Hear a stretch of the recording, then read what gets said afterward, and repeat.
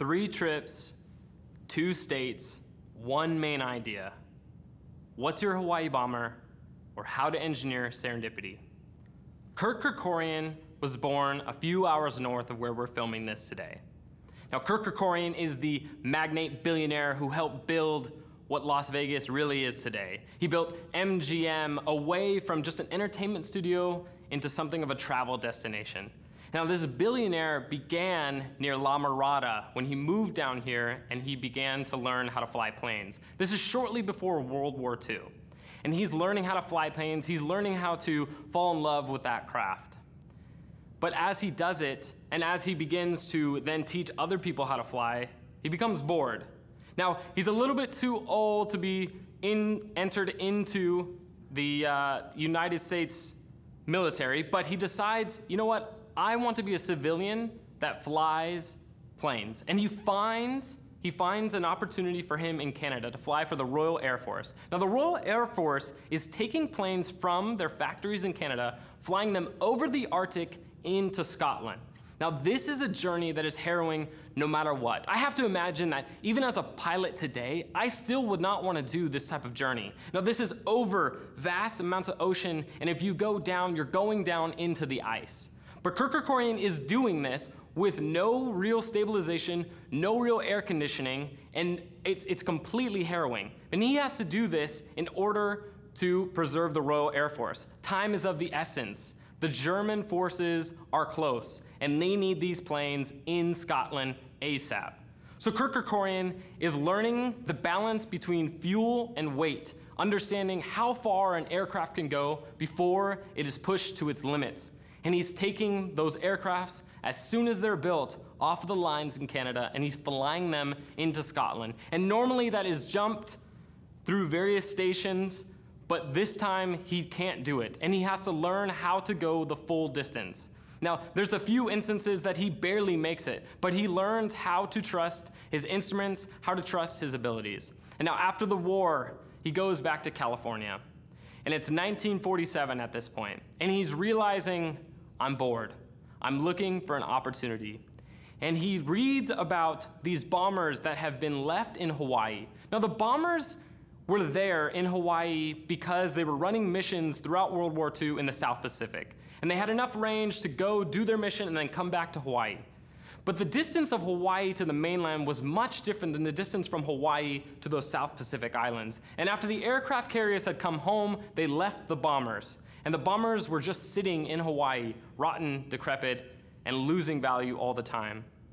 Kerkorian understood that if he could get those bombers to land in the mainland United States, he could double their value instantly. So he finds a way to get to Hawaii, loads them up with extra fuel, and takes off. On that first journey, he realizes mid-flight that he fueled wrong. That instead of fueling horizontally, he fueled on an incline, and that the fuel tanks barely had enough to make it. Now, he was supposed to land midday in San Francisco, and he lost contact with air traffic control. It wasn't until a few hours later that he was able to glide into San Francisco and land his Hawaii bomber. And that is how he began to parlay that into an aircraft liner, into his own businesses, and into becoming a billionaire. It's quite an incredible story. Now, San Francisco is where we start our next journey, but it's 80 years prior, in 1866. It begins with a young journalist, and he's writing for the San Francisco Chronicle, and he hates it. He hates being a journalist. In fact, in his journalism, he's trying to interject literary prose. He's putting in fiction. He's heavily embellishing many different things in order to make his journalism sound exciting. Now, he wants opportunity. He's frothing at the mouth to get out of there, to go do something. And he hears about this journey that's from San Francisco to Hawaii. Now, this is the first time a cruise ship is gonna do this voyage, and they're gonna do it by steam. And this journalist wanted to be on this journey, so he pitched the San Francisco Chronicle, and of course they said no. So he had to wait an entire year. He had to wait, just be doing the things a journalist does. He had to do that day in and day out. But he waited a year, and that voyage came and went, and nothing really crazy happened. But on that second voyage, he thought, you know what, I'll still give it a shot. So he pitched the concept again. The San Francisco Chronicle said yes and allowed him to go on that trip. Now, as he's going on that trip, there are things happening off of the coast of Chile that are going to change this young man's life forever. When the journalist lands in Hawaii, he learns that a few months prior, the USS Hornet capsizes off the coast of Chile. And the currents are such that if there's an earthquake in Chile, there's going to be a tsunami in Hawaii. And the currents push the USS Hornet and its capsized crew all the way to Hawaii. And it's a months-long journey, and it's harrowing. These people are surviving at sea with very little water, no food, and it comes to fruition that these people have begun to eat each other. It's a crazy story that this journalist is the first one to share with the world. He writes back to the Chronicle, and the Chronicle published it. It becomes an instant success because of how crazy this story is. So this young journalist goes back to San Francisco, and it begins to kickstart his career. Now this career is parlayed into a literary career, and you now read him in 5th grade. You understand him as Mark Twain, but he was born Samuel Clemens, and he began writing at the San Francisco Chronicle. He took stock of who he was, he saw the opportunity, and he engineered serendipity. Now for me, I prayed to God that this would have been lined up even more perfectly, that I could have had somehow to be linked to San Francisco and Hawaii, but that's not the case. Ultimately, it's Oregon, but we're gonna start in Brazil. It's 2014, and I'm in the Maracanã. I am surrounded by 60,000 sweating Brazilians, and we are chanting Brazilian slang terms I don't think are appropriate. But I'm still there. It's the World Cup. We're watching Spain versus Chile, and it's not the final, it's the group stage, so don't get excited, but it's still amazing to be a part of that atmosphere, to see the colors, to understand the culture. And it was there I had an epiphany. This could be my Hawaii bomber.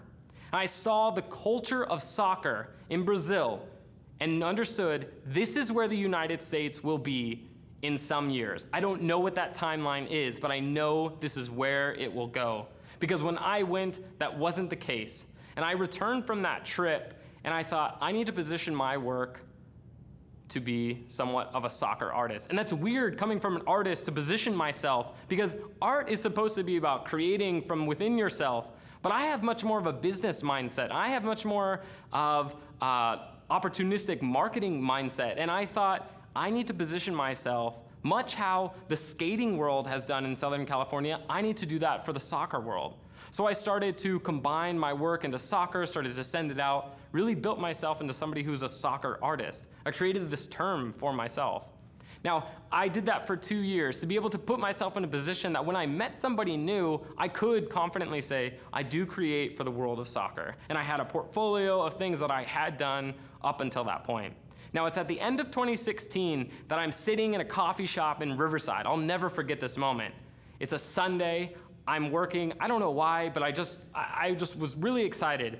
And I sent an email to the creative director for Los Angeles FC, the newest MLS team to come to Los Angeles Football Club.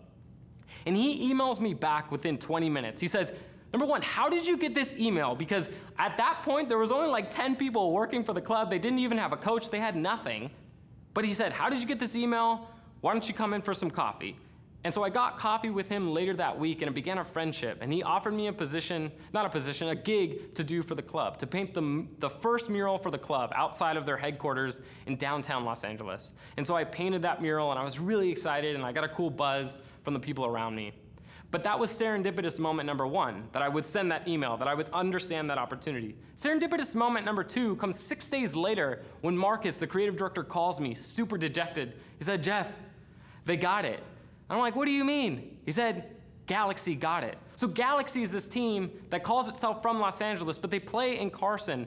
And they tagged over my mural, and it created this little rift between the teams that catapulted my work into the national stage, around the ring of soccer. And so I became known as the guy who painted the mural that got tagged by the team. And with that, I was able to parlay that into multiple opportunities within the soccer world. Now, it's a few months later that I'm on a trip and I'm painting for a soccer freestyler, somebody who juggles the ball in kind of an acrobatic way. And he introduces me to somebody who says, you know what, I think I can get you a connection to Adidas to paint a mural. And after painting that mural, I met someone at an event in Los Angeles that was the the head of marketing for Adidas in the United States, in Portland. and I asked her, if I'm ever in Oregon, will you please show me around? And she said yes. Of course she said yes. So I called her out on it, took my Hawaiian bomber, and I went. And it was through this trip that I was able to build such great relationships that transformed my business. Now, the reason I was able to do that was like Kerkorian, understanding how God created me to be and understanding what the opportunity is. So I took it. Now, it was like Mark Twain in that I had to persevere and I had to pitch and I had to go for it. That was also my second Hawaii bomber. Now, the question is, how do you engineer serendipity? And it's really quite simple. Understand who God made you, understand what the opportunity is, and attack it. And that is my call to action for you today. Write out who you are. Write out who God has uniquely made you to be. And then write out what are the opportunities at hand. They may sound weird to people. They might sound like you're flying a bomber from Hawaii, but they might be what God engineered you to be. Thank you.